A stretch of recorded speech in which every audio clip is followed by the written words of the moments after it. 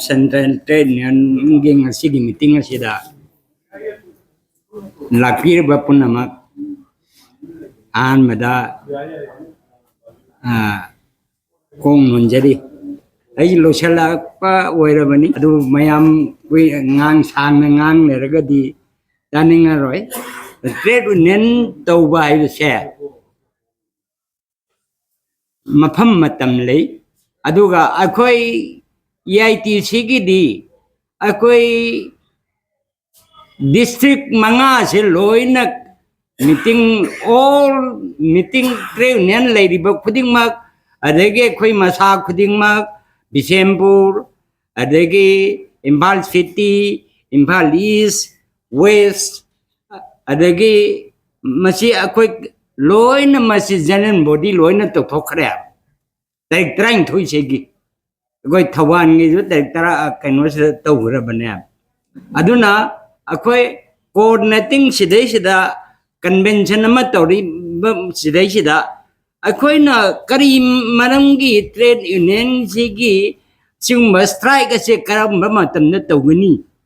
haibasi trade union mayam singa singyam hai sing na tawtai maramdi budget session gumma leiba matamda maramdi budget to the CEO the Rika Dugori Nova Parliamentana Tahubutai Adoga Natragana Parliament Pandori Hiragadi Parliament Pamamatam Aquin hanging Iragatorese budget sing Iragator budget the Changong and Amni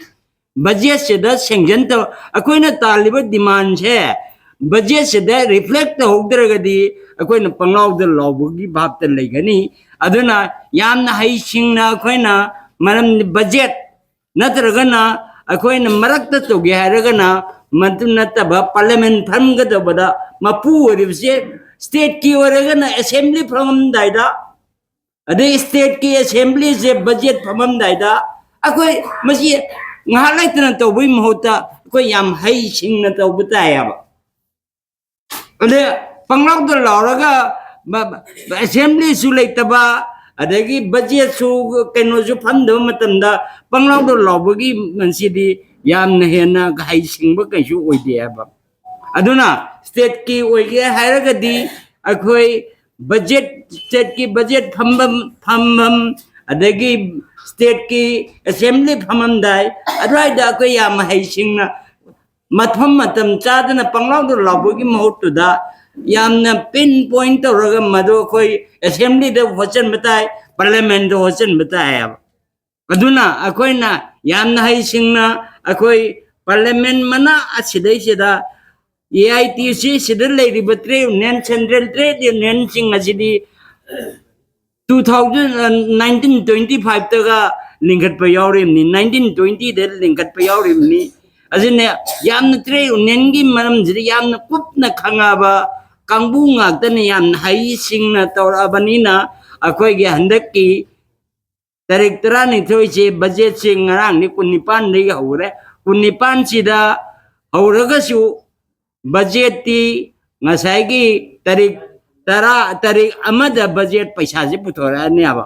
Discussion in a Yam Queen Sangani Adana Madu Tauring I Manung do the Akoi Kenoji Puzalon Nabagi the Monta Quina Nasigi Akoigi Directorani Toichida Central Trade Nengi Slide asset of winning. I Tamjage, Adoga, Nasai Yamwara money, Matik Sim Dang Ajaraga, AUIG, Side Sum Tenan Jarage.